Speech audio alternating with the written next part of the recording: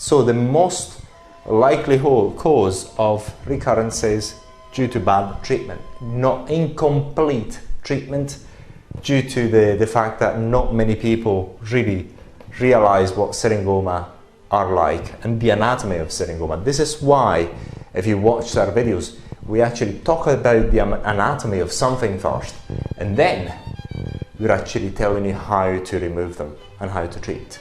So, because if you know how something is grown inside your skin, then you know how to remove them effectively. Then, so 90% of the 70 to 50% of recurrence is due to the fact that they haven't actually ablated it completely. 10% unfortunately is the fact that even if they have ablated it, your syringoma want to grow back, and there's nothing you can do about that.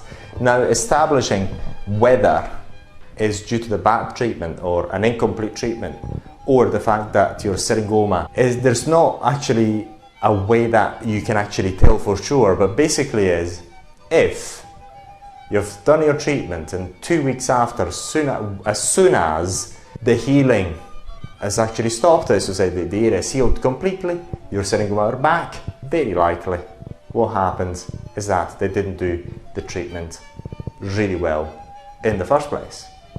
If it actually takes a few months to come back, it is more likely that, unfortunately, your syringoma want to grow back and you have to repeat the treatment.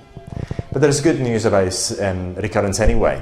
If you're actually using, especially cosmetic peels, the chemical ablation is quite cheap, and we also sell the syringe remover, so it's quite inexpensive. You can use it at home, but it's not as if you have to pay thousands of pounds or dollars in order to have your syringoma removed every time.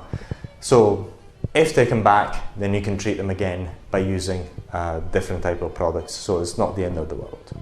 So in order to minimize, from a treatment point of view, the recurrence of the syringoma, what you have to, not you, maybe your clinic, what they have to do, they have to actually go and remove it completely. So this is why in certain literature they actually say that in order to minimize syringoma, you have to go really, really deeply inside the skin, and even dare to go deeper than you think you should.